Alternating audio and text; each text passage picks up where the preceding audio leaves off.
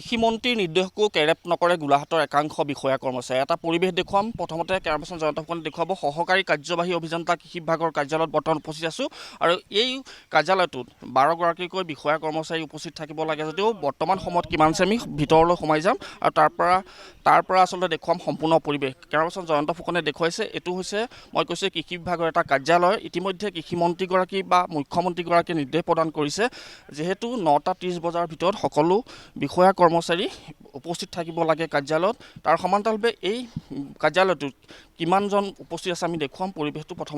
প্ৰথমতে এয়া দেখুৱাইছোঁ যে এটা কাৰ্যালয়ৰ পৰিৱেশ। ইয়াত কোনো কৰ্মচাৰী পৰিলক্ষিত হোৱা নাই। বৰ্তমান 10:15 হৈ যোৱাৰ পিছতো কিন্তু ইয়াত কোনো ধৰণৰ কৰ্মচাৰী আমি দেখিবলৈ পোৱা নাই। সমান্তৰালভাৱে পৰিৱেশটো ভিতৰৰ পৰিৱেশ দেখুৱাইছোঁ আৰু এগৰাকী বিষয়া আছে আমি তেওঁৰ পৰা পুনৰবাৰ জানিবলৈ চেষ্টা কৰিম।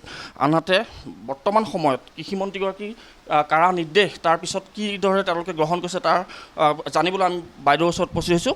বাইদেউ, বৰ্তমান সময়ত যিহেতু মুখ্যমন্ত্ৰী হওক বা কৃষিমন্ত্ৰীগৰাকীয়ে নিৰ্দেশ প্ৰদান কৰিছে যে 9টা 30 বজাৰ ভিতৰত সকলো কৰ্মচাৰী আহিব লাগে, ইয়াত দেখিবলৈ পোৱা গৈছেনে? হয়, মইতো বাৰু 9টা 25ত পালোহি। বা বাকীসকলো যোৰহাট অলপ দূৰৰ পৰাও আহেতো, যোৰহাটৰ পৰা আহে আৰু কালি মিটিঙতো গৈছিলে গুৱাহাটীলৈ। তেওঁলোক আহি আছে, পাবহি। 12জন আছে আমাৰ গমত।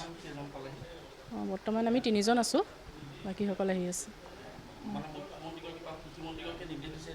হয়, গম পাইছোঁ। আমি আগৰ পৰাই আহি 9:30 পৰা আমাৰ থাকে টাইমিংটো। আমি 9টা 25ত পাই যাওঁ আহি। হয়, আৰু আমাৰ গ্ৰেড 4 আছে 2জন, ট্ৰেক্টৰ অপাৰেটৰ। তেওঁলোক ছুটীত গৈছে, কাৰ্বি আংলঙৰ 2জন, আৰু জেইসকল আহি আছে। আৰু ইঞ্জিনিয়াৰ ছাৰৰ মানে ডিভিজন 4টা হয়, নগাঁও, যোৰহাট, মাজুলী, গোলাঘাট। আজি তেখেত নগাঁৱত বহিছে। মই বোকাখাটৰ পৰা আহোঁ। আমি 9:30ত পাই যাওঁ আহি। মই 9টা 25ত পাইছোঁহি। হয়। পৰিৱেশ আমি দেখুৱাইছোঁ। বিষয়াগৰাকীয়ে ইতিমধ্যে উল্লেখ কৰিছে যে 12গৰাকীকৈ ইয়াত বিষয়া কৰ্মচাৰী আছে যদিও বৰ্তমান সময়লৈকে উপস্থিত হোৱা নাই। তেওঁ ইতিমধ্যে জনাইছে তেওঁ 9টা 30 বজাত উপস্থিত হৈছে বুলি তেওঁ জনাইছে। কিন্তু বাকী এয়া দেখুৱাইছোঁ, ইয়াত খালী চকী দেখিবলৈ পোৱা গৈছে সম্পূৰ্ণ কোঠালিত। যিহেতু কৃষিমন্ত্ৰীগৰাকীয়ে নিৰ্দেশ দিছে যে এইসমূহ আচলতে কাৰ্যালয়ত যথেষ্ট কাম আছে, কিন্তু তাৰ পিছতো একাংশ বিষয়া বা কৰ্মচাৰীয়ে এই নিৰ্দেশ আমি মনা পৰিলক্ষিত হোৱা নাই। আন পৰিৱেশ দেখুৱাম যে ইয়াত এজন লোক আমি দেখিবলৈ পাইছোঁ, এগৰাকী বিষয়া। অকণমান আপোনাৰ ওচৰলৈ আহিছোঁ। যিহেতু আমি দেখিছোঁ যে কাৰ্যালয়ত যিমানকেইজন কৰ্মচাৰী থাকিব লাগে বৰ্তমান সময়লৈকে কিন্তু উপস্থিত হোৱা নাই। এতিয়া আমি 4জন আহিছোঁ আৰু আমাৰ ইয়াত 10জনহে কৰ্মচাৰী। পলম কৰিছে আজি। মই 10টা 8 মানত পাই গৈছোঁ।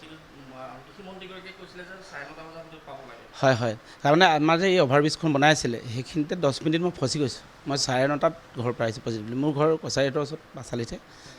বাইক লৈ আহোঁতে সেইখিনিত জাম আছে, তাতে ফচিছোঁ। 10টা 8ত মই পজিটিভলি পাই গৈছোঁ। বাকী আমি 4জন আছোঁ এতিয়া। নহয়, এখেতে কেম্পাছতে থাকে, এনি টাইম থাকে। এই 8 মিনিট পলম হ'ল মোৰ। আনকাল 9:30 কালি কৈছিলে অলপ পলম হৈছে আৰু।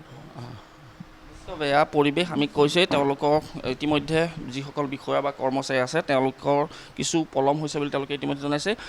আনহাতে আন এটা কোঠালিত নিশ্চিত বেয়া পৰিৱেশ। আনহাতে এই যি কাৰ্যালয়টো পৰিৱেশ আমি দেখুৱালোঁ, বাহিৰৰ পৰিৱেশো আমি সমান্তৰালভাৱে দেখুৱাম।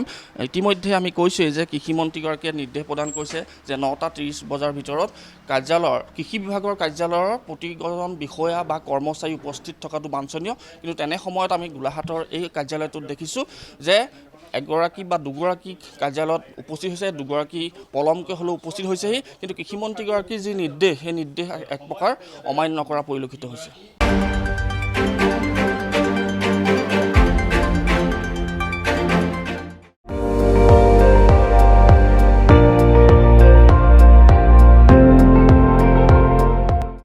আপুনি চাই আছে ND24, সৰ্বশ্ৰেষ্ঠ নহয় সৰ্বোত্তমৰ দৌৰত।